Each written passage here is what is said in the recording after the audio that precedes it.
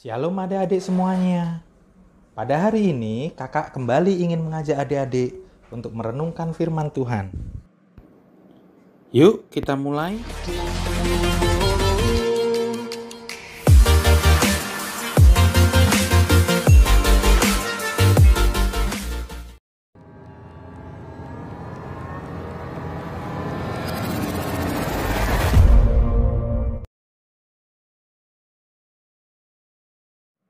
Hai. Wah, pastinya adik-adik bertanya ya, mengapa kok kakak berpakaian seperti ini? Kakak bukan seorang raja loh.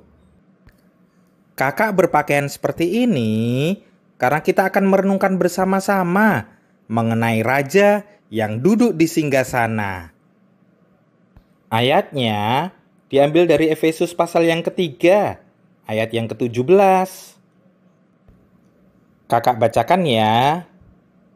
Semoga karena kalian percaya kepada Kristus, Kristus tinggal di dalam hatimu, dan hidupmu didasarkan dan dikuasai oleh kasih. Nah, adik-adik semuanya, yuk kita renungkan bersama.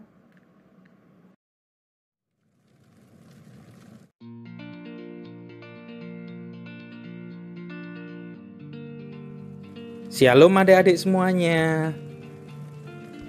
Adik-adik, tahukah adik-adik apa itu singgasana atau tahta? Itu adalah tempat yang indah, di mana seorang raja duduk dan berbicara kepada rakyatnya. Sama dengan tempat duduk yang kakak gunakan ini. Adik-adik, apa yang akan adik-adik pikirkan jika kakak memberitahu adik-adik bahwa ada singgasana atau tahta di dalam hati adik-adik dengan seseorang yang duduk di atasnya? Tapi kakak berharap bahwa adik-adik tidak berada di atas tahta itu ya. Pastinya bukan singgasana beneran di dalam hati adik-adik, tetapi kita bisa menggambarkannya seperti itu. Nah adik-adik, ada pribadi yang duduk di singgasana hati kita.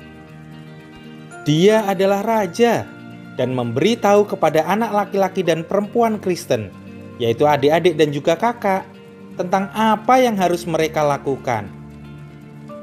Tahukah adik-adik siapa pribadi itu? Ya, dia adalah Yesus. Namun, ada pribadi lain yang mencoba untuk duduk di atas tahta dan juga memberitahu adik-adik apa yang harus dilakukan. Ketika adik-adik melakukan sesuatu yang lain yang berbeda dengan keinginan Tuhan Yesus, itu berarti adik-adik sedang duduk di atas singgasana di dalam hati adik-adik dan memutuskan apa yang harus adik-adik lakukan. Itu berarti bahwa adik-adik telah memberitahu Yesus untuk meninggalkan tahta di mana dia seharusnya berada, dan adik-adik telah memutuskan untuk duduk di sana sendiri. Dan iblis akan senang ketika adik-adik melakukan hal itu. Iblis tahu bahwa ketika Yesus tidak ada di sana, iblis dapat membuat adik-adik melakukan segala macam hal yang buruk dan jahat. Iblis akan menyukai adik-adik saat adik-adik menjadi marah dan tidak taat kepada orang tua. Hal-hal itu mudah dilakukan ketika Yesus tidak berada di atas tahta untuk membantu adik-adik. Tetapi jika Yesus duduk di atas tahta, iblis akan senantiasa bersembunyi dan tidak berani lagi. Tuhan Yesus itu sangat baik dan lembut, serta sangat kuat.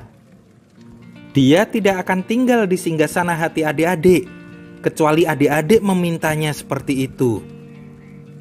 Salah satu pekerjaan terbesar dan terpenting yang adik-adik miliki setelah adik-adik menjadi orang Kristen adalah belajar bagaimana menjaga diri agar tidak ingin duduk di atas singgasana itu.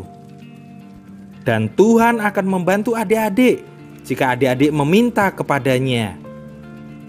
Dia akan terus meminta kepada Roh Kudus untuk senantiasa menuntun dan berbicara kepada adik-adik tentang hal itu. Nah adik-adik, siapa nih raja dalam hidup adik-adik? Siapa yang duduk di singgasana hati adik-adik? Apakah adik-adik sendiri yang duduk di atasnya dan menjalankan hidup adik-adik sendiri? Atau adik-adik membiarkan Tuhan Yesus untuk duduk di sana?